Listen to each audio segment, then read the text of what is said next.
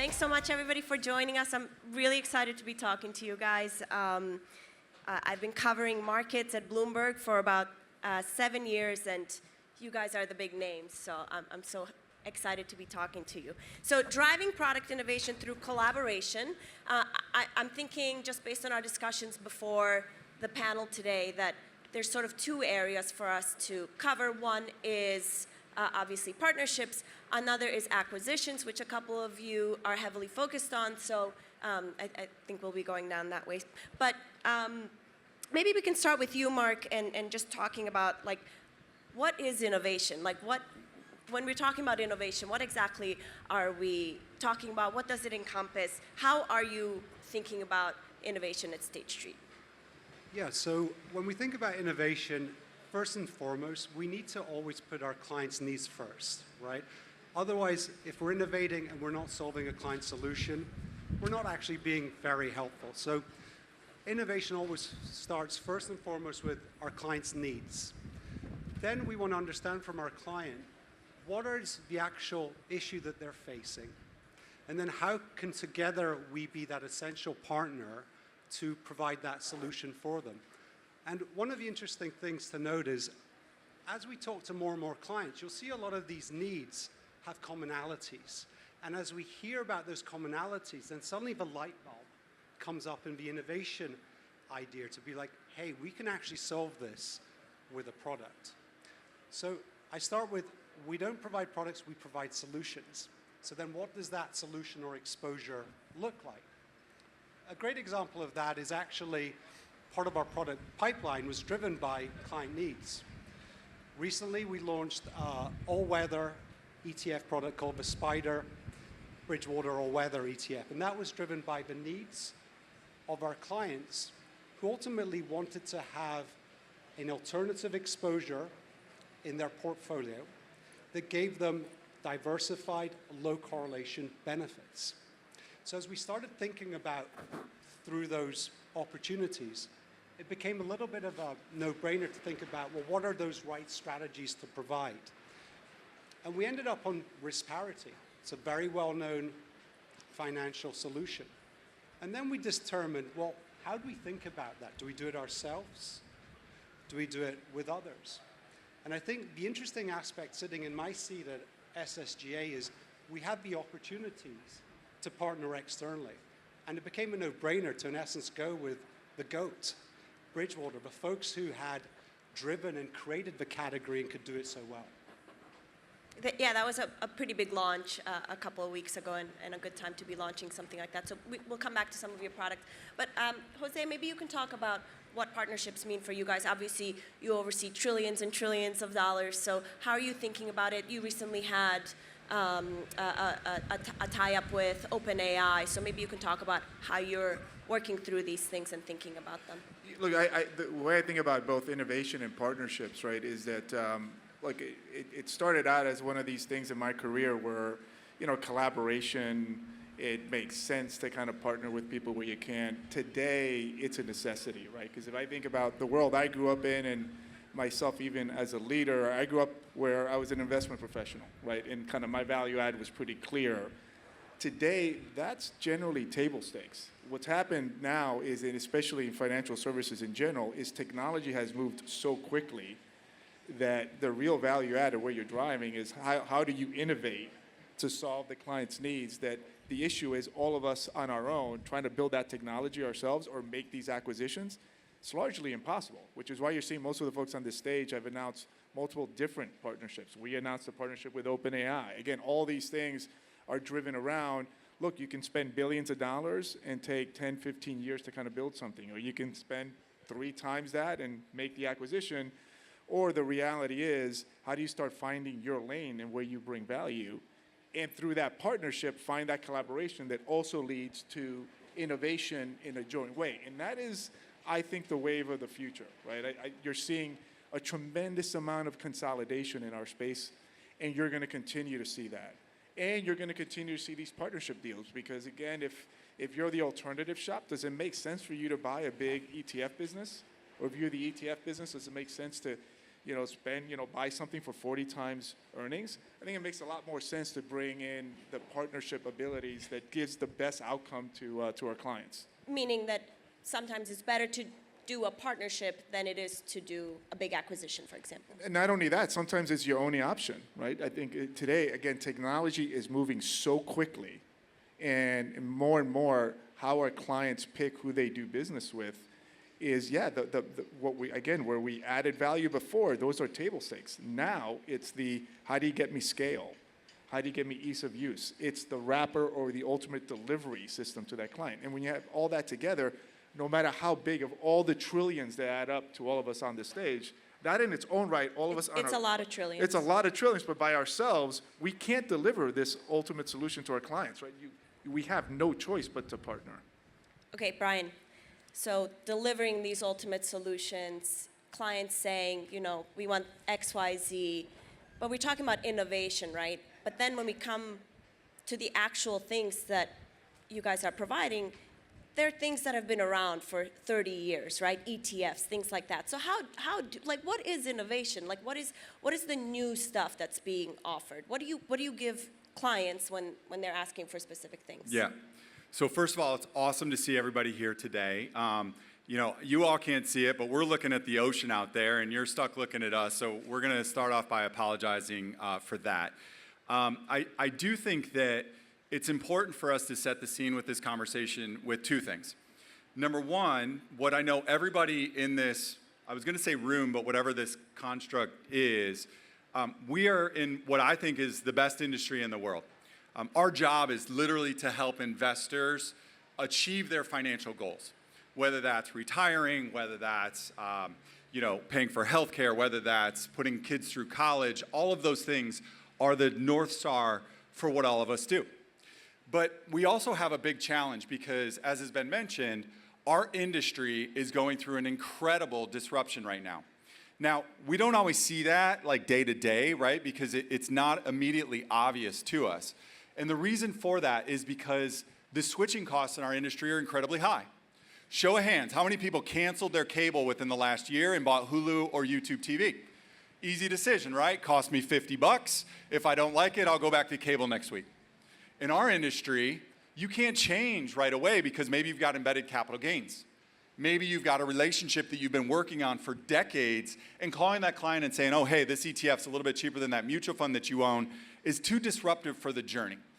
And so I think if we keep the purpose of why we do this in the middle, and then we think about what journey we as an industry and we as investors are going on, that's what actually drives the innovation conversation. Now, I think about three things.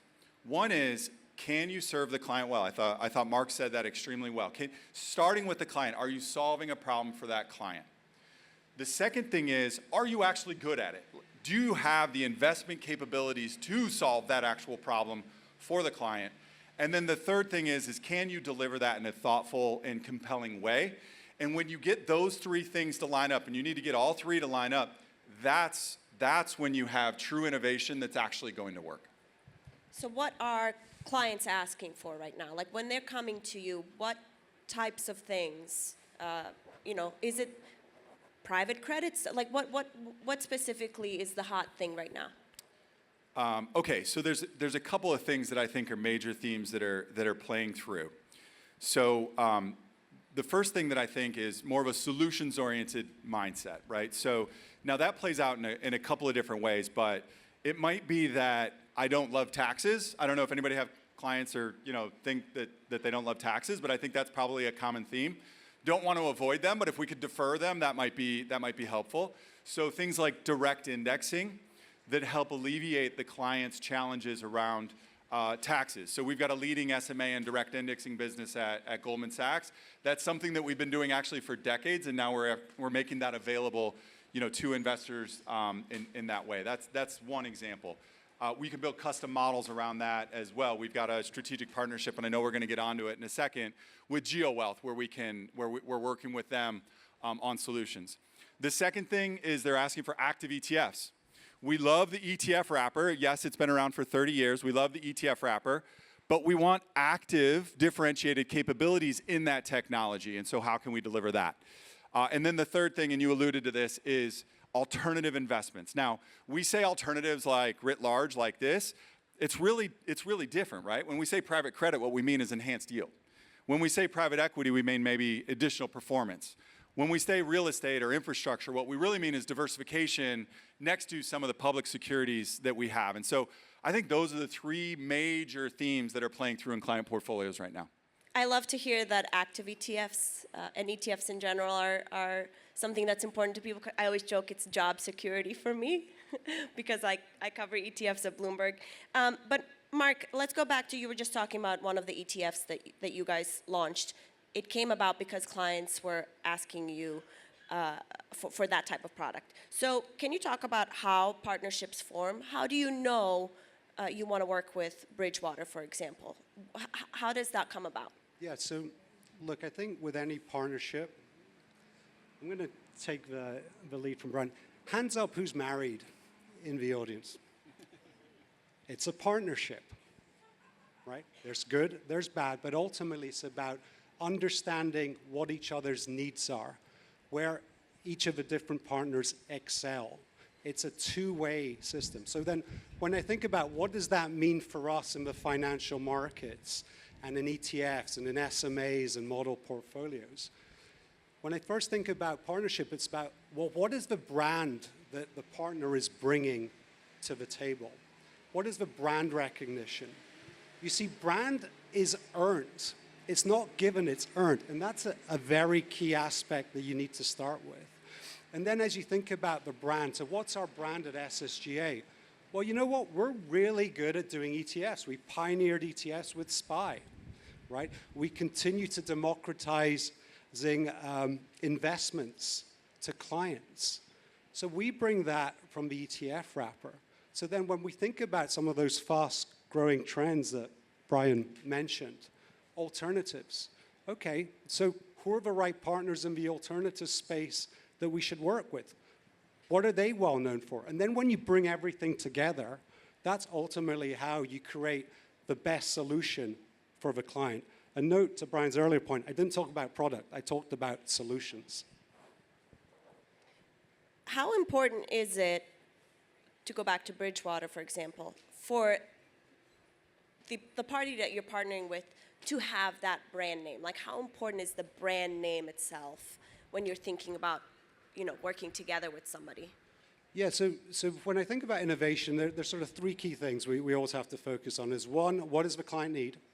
Secondly, what is the exposure that's going to solve that investment need? And that exposure always has to have a very strong investment thesis. And then thirdly, what's the right wrapper? So to your question, why Bridgewater? Well, ultimately, they're the GOAT. They created risk parity. They defined the industry. They do it really, really, really well. So when we thought about, do we do our own risk parity strategy or partner with the best? It was a no-brainer. We want to create the best quality solutions for our clients. If I could tie the thread, though, both what Brian and Mark said. One, if you think about branding, look, I've been part of a lot of acquisitions and partnerships in my career, and yeah, brand is one piece, but again, you asked a question around it's a marriage, and a marriage is a partnership. Look, at the end of the day, culture has a lot to do with this. There have been times where I'm looking at a partnership or an acquisition deal, and on paper, it just looks, you cannot question the math here. Yet you have to say, we're going to live with this together. And we're both putting our brands out there, right? Which means we're putting our reputation with clients. Having a shared DNA in a viewpoint of what it means to serve clients, which obviously brand is part of that, but that to me in partnerships and in M&A is probably one of the math is the most important thing. And then I wanted to also tie the thread that Brian was talking about around, you asked the question, what are clients asking? And look, I would echo everything he said, but I think at the end, at the crux of this issue is it's all about volatility. And I will tell you, we spend the better half of a decade talking academically to our clients around, hey, you should care about correlation characteristics. Hey, what about returns might be lower in the next decade? Hey, inflation may show up. It's like, I know you haven't felt it in a long time. All these things are real. Yield matters. I think people understood it academically, but there wasn't an urgency to it because largely Inflation was nowhere to be seen. Markets were just going up, and you can just invest in, passive fund and not worry about it. That is an urgency today. So, and again, technology has been able to kind of step up, and all of us now are looking at the different things that we do and say, okay, these things that were academics, now the clients are demanding and saying, how do I get this? Now it comes to how do you deliver that solution, and how do you bring that together through partnership, through M&A, through the right kind of capabilities that we have in place. So let's go ahead, Brian. Go ahead. Just a small point picking up on that conversation, because I think this is an interesting thread.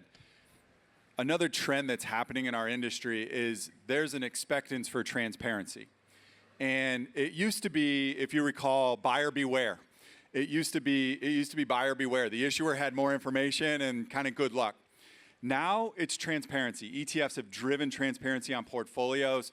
Same way that if you were going to a restaurant here in Miami Beach, what would you do? You'd pull out your phone, you'd put in restaurant. You wouldn't go to anything that didn't have less than or above a 4-star with more than 1,000 ratings, because now we as consumers, we as investors have more information than ever on how to make our decisions. And so firms like ours need to be transparent and bring that forward. And I think that's part of brand. I think that's part of the information that we're providing, what's in the portfolio, access to the portfolio managers, so that you know what's happening within your portfolios and you have that confidence that you can invest in that way.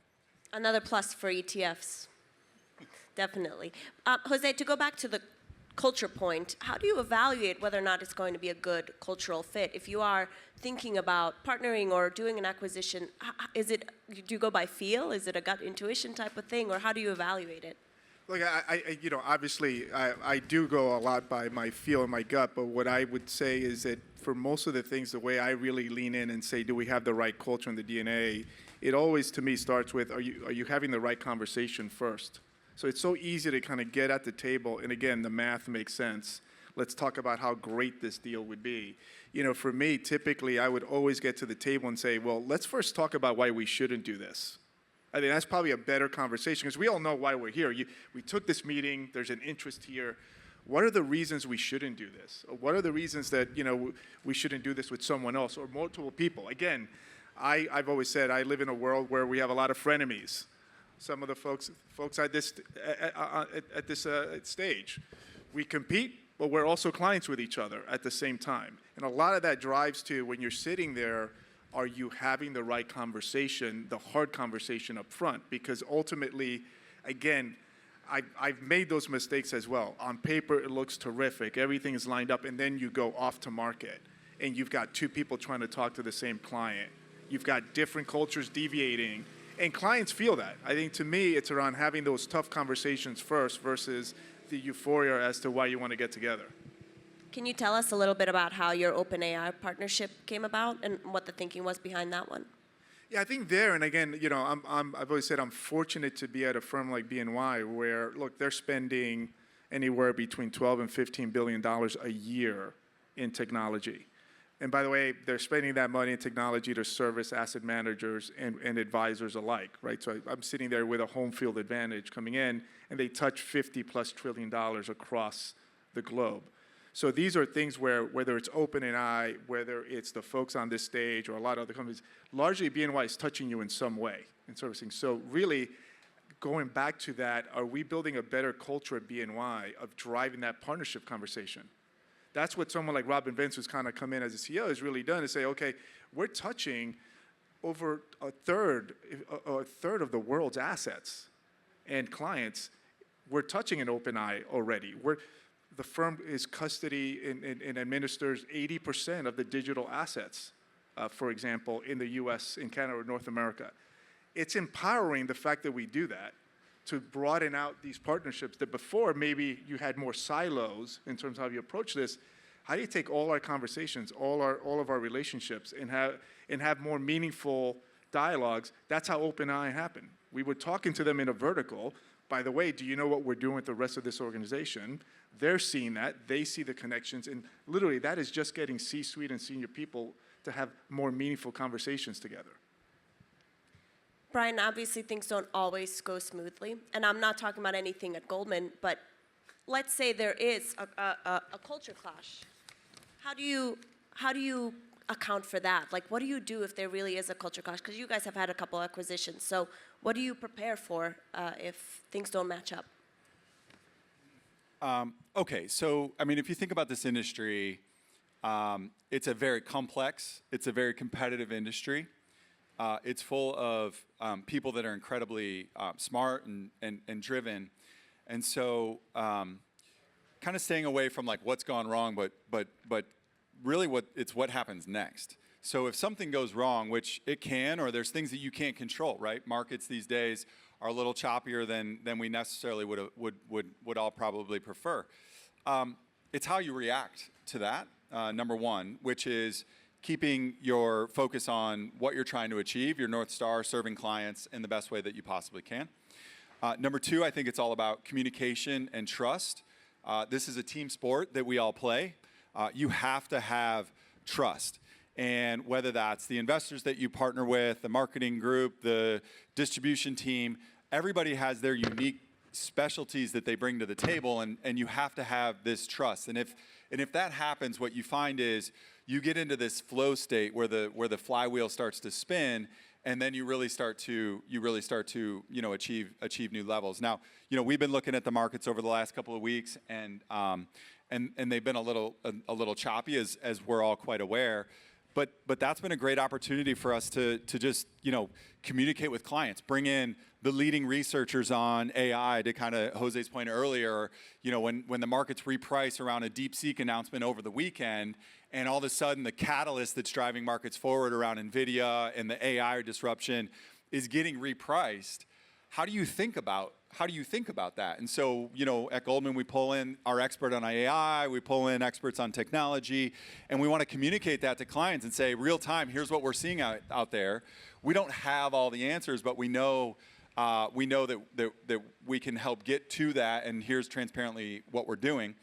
The other thing that I would say is, I think it starts with, you need to prepare before the disruption comes, right? So, I think about our models business. So, not a lot of people know this about Goldman, but we're the #1 OCIO business globally. We had for example, a $38 billion OCIO win with UPS last year.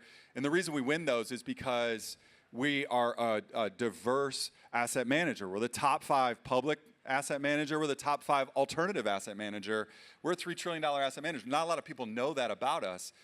But when we can pull all those pieces together, harness the best thinking of Goldman to build a portfolio for clients, that's a real differentiator. And now we're delivering that through our models business, which we're talking to RIAs, wealth managers about. And so to me, when disruption comes, it's inevitably going to come in our industry.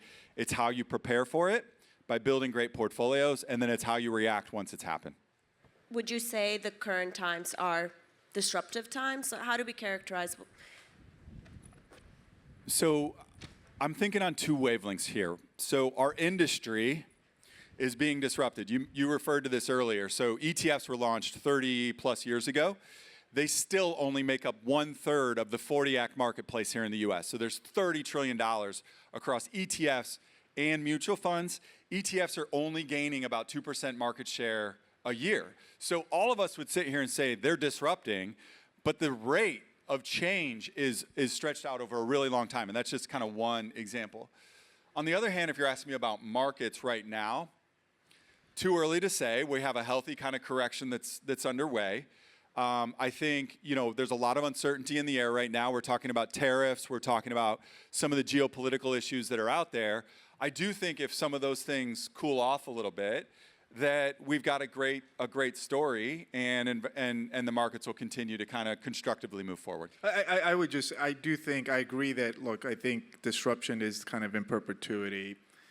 I would argue that, again, because of what we're seeing in technology, that disruption is accelerating, and it is kind of then also melding with the fact that we have way more uncertainty in our markets, whether that's geopolitical or that's what policy mistakes we will do. And honestly, I think that's a good thing for people in our business, right? Because largely, when this happens, now you will know the good managers from the bad managers. Now things like active management, it's going to matter. I think, the idea of not selling watches and just having good solutions, these things are going to matter more now than they did over the last 10 years. And that is the value proposition that we're supposed to add, right? So I think from a business perspective, that disruption, that uncertainty, that is what we are here to provide to our clients. So I think that's good for our business. So I would maybe just add, so disruption's great, but I would actually frame it a more positive. It's exciting times. Like to be in finance, it is the most exciting times. You have TradFi with the digital assets world. You're seeing more and more convergence there. You're seeing so much opportunity to innovate.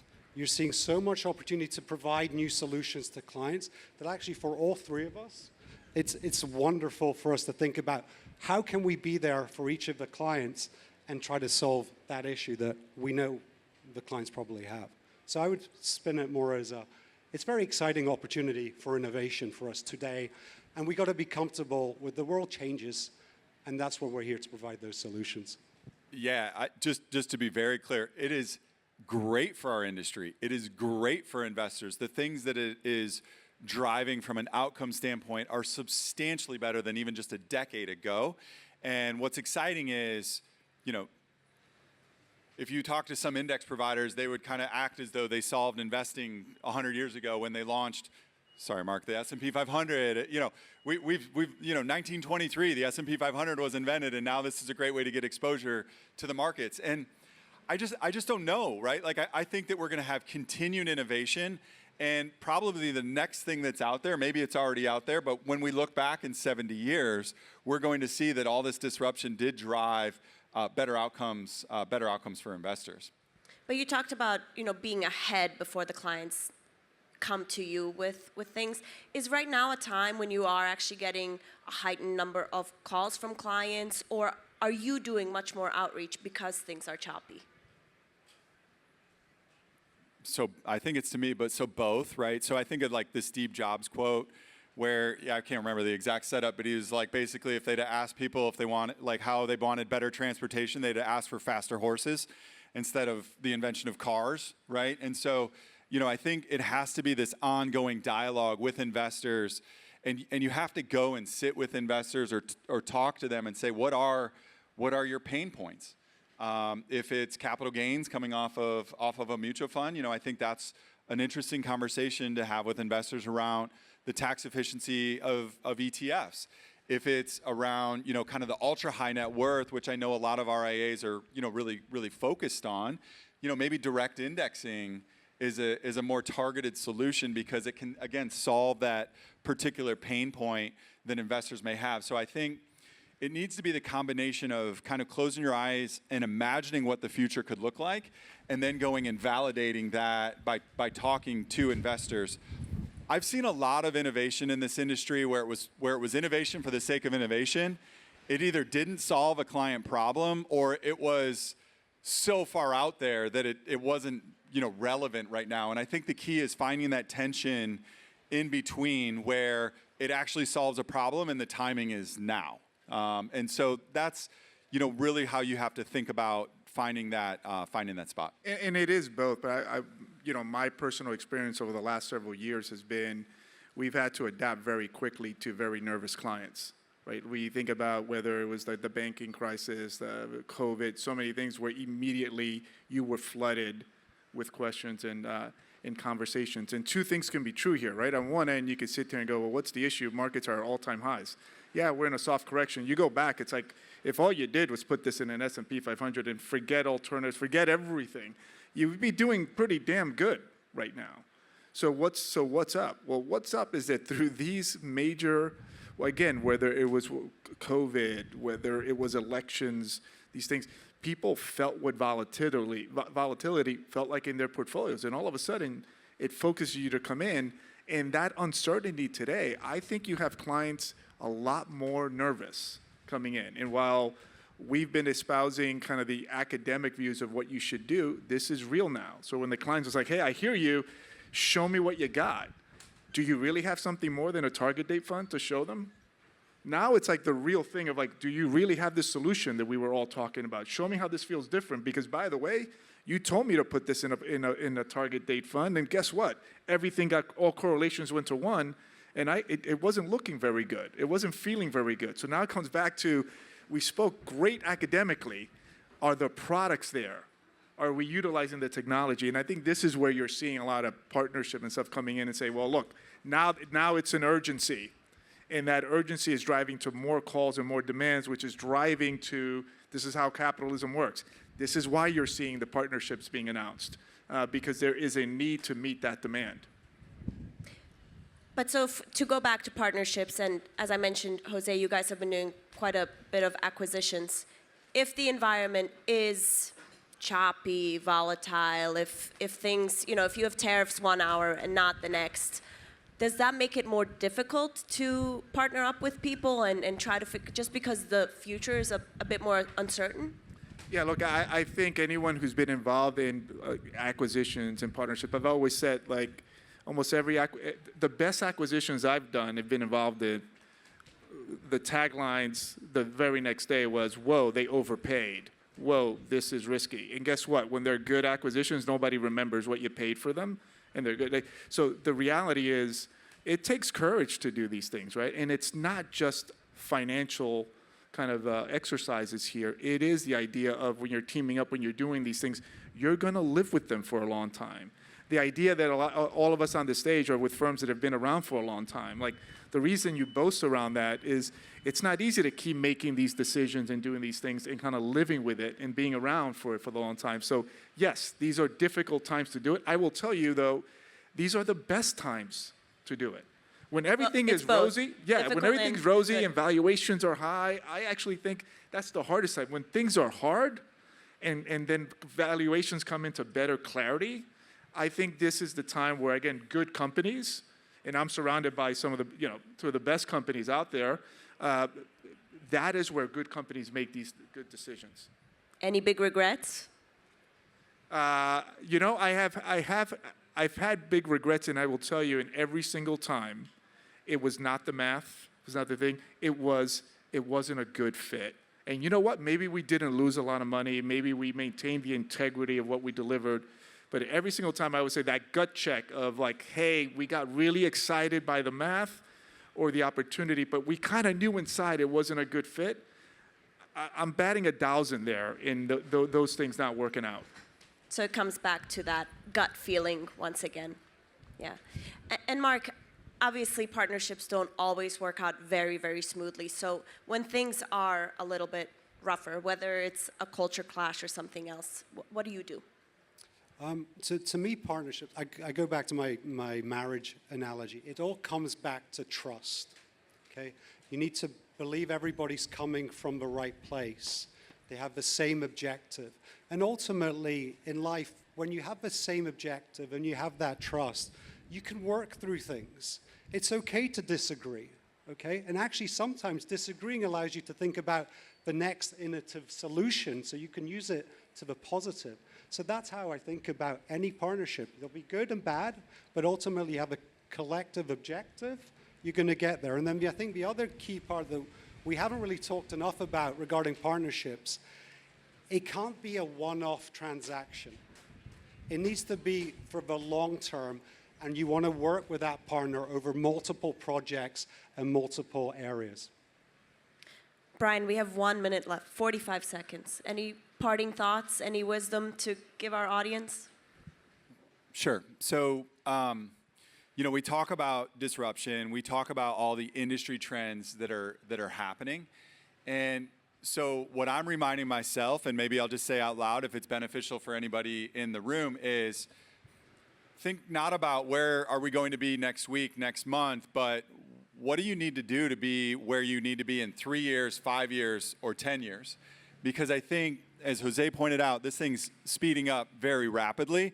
And so, maybe in the sunshine on the beach, good opportunity to be rethinking how are these changes going to impact my business? Because, and I'll leave us with this, I don't think we're playing a quote-unquote margin game in this industry. I think we're actually playing a survival game. And those that serve their clients best over the next half decade, if you will, and beyond, are going to be the ones that really survive going forward. And so it's less to me about a little basis point here and a little basis point there, but coming back to where we started, serving clients in a very challenging environment and doing it with their best interests in mind. Well, I want to thank all three of you. Thank you so much, and I hope everybody enjoys the rest of the conference.